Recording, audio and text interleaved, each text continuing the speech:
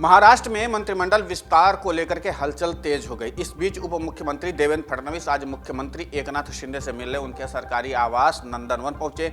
खबर है कि शिंदे सरकार का विस्तार कल या मंगलवार को ही कल विस्तार कर सकते हैं। इससे डिप्टी सीएम देवेंद्र फडणवीस ने रविवार को कहा कि 15 अगस्त से पहले मंत्रिमंडल विस्तार होगा। इस बीच आज उनका सीएम शिंदे से आवास पर मुलाकात करना कई बातों को हवा दे रहा है। माना जा रहा है कि इसी सिलसिले में दोनों नेताओं की मुलाकात हुई है। वहीं प्रदेश बीजेपी अध्यक्ष चंद्रकांत पाटिल ने एक ताजा बयान में कहा था कि 10-11 अगस्त के बीच शिंदे मंत्रिमंडल का विस्तार हो सकता है। इसके अलावा खबर है कि मुख्यमंत्री एकनाथ शिंदे 15 अगस्त से पहले कम से कम 15 मंत्रियों को शामिल कर अपने मंत्रिमंडल का विस्तार कर सकते हैं और उप मुख्यमंत्री देवेंद्र फडणवीस के महत्वपूर्ण गृह विभाग संभालने की उम्मीद है। बीजेपी प्रदेशाध्यक्ष चंद्रकांत पाटिल और महाराष्ट्र के पूर्व वित्त मंत्री सुधीर मुनगंटीवार ने दावा किया है कि 10 या 11 को मंत्रिमंडल विस्तार होगा। अब सूत्रों का कहना है कि विस्तार 9 अगस्त को हो सकता है। शिवसेना में बगावत के कारण उद्धव ठाकरे के इस्तीफे के बाद शिंदे और फडणवीस ने 30 जून को मुख्यमंत्री और उप मुख्यमंत्री के रूप में शपथ ली थी। दोनों तब 2 सदस्यीय मंत्रिमंडल के रूप में काम कर रहे हैं, लगातार कर रहे हैं, जिसकी राष्ट्रवादी कांग्रेस पार्टी के नेता और पूर्व उप मुख्यमंत्री अजित पवार सहित विपक्षी दलों के कई नेताओं ने आलोचना भी की थी।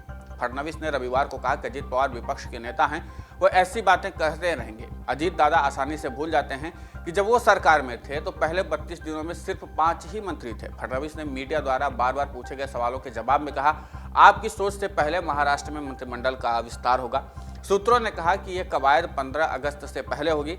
शनिवार को मुख्यमंत्री शिंदे ने कहा कि मंत्रिपरिषद के विस्तार में देरी के कारण राज्य सरकार का कोई भी कामकाज किसी भी तरीके से प्रभावित नहीं हुआ है और जल्द ही मंत्रियों को शामिल किया जाएगा। मुख्यमंत्री ने मीडिया से कहा कि सरकार का काम किसी भी तरीके से प्रभावित नहीं हो रहा है, निर्णय लेने की प्रक्रिया प्रभावित नहीं हुई है। मैं और उप मुख्यमंत्री निर्णय ले रहे हैं और सरकार के कामकाज पर कोई भी किसी भी प्रकार का असर नहीं पड़ रहा है।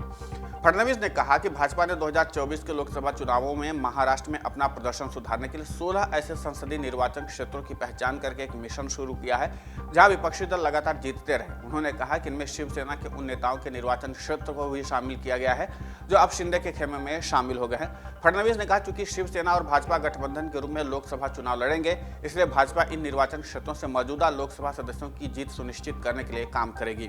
वहीं एकनाथ शिंदे ने रविवार को कहा कि प्रधानमंत्री नरेंद्र मोदी ने विकास के प्रस्तावों को केंद्र से तेजी से मंजूरी देने और राज्य को समय पर धन मुहैया कराने का आश्वासन दिया है। उन्होंने कहा कि राज्य में शिवसेना और भारतीय जनता पार्टी के गठबंधन ने 2024 में लोकसभा चुनाव के लिए मिशन 48 का लक्ष्य रखा है और उस लक्ष्य को हासिल करने की दिशा में काम होगा। कुल मिलाकर के जहां एक तरफ कैबिनेट विस्तार को लेकर के चर्चा हो रही है, वहीं दूसरी तरफ महाराष्ट्र में अपनी स्थायी जमीन भारतीय जनता पार्टी कैसे मजबूत कर रही है उसकी रणनीति का भी उन्होंने खुलासा कर दिया। और यह भारतीय जनता पार्टी की चाणक्य नीति मानी जाती है, क्योंकि भारतीय जनता पार्टी उस जगह को जरूर टारगेट करती है जहां पर उनके विरोधी दल के नेता लगातार चुनाव जीत रहे हों। तो कौन कौन सी बातें वो होती हैं जिसके जरिए विपक्षी दल के नेता बड़े आसानी से चुनाव जीत जाते हैं, इन तमाम घटनाक्रमों को बड़े बारीकी से भारतीय जनता पार्टी परखती है। और यही कारण है कि अभी मंत्रिमंडल विस्तार की चर्चा हो ही रही है। मंत्रिमंडल के विस्तार को लेकर के अटकलें लगाई जा रही हैं, तमाम तरह की बातें, तमाम तरह के दावे और तमाम तरह के बयान आ रहे हैं।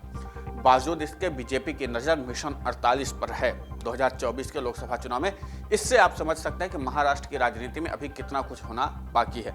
इस पूरे राजनीतिक घटनाक्रम पर आपकी प्रतिक्रिया क्या है, हमें कमेंट करके जरूर बताएं। नमस्कार। डाउनलोड करें अमर उजाला ऐप और पाएं खबरें लगातार। अगर आप ये वीडियो YouTube पर देख रहे हैं तो हमारे चैनल को सब्सक्राइब करें और बेल आइकन को दबाना ना भूलें। अगर आप Facebook पर यह वीडियो देख रहे हैं तो हमारे पेज को लाइक करें।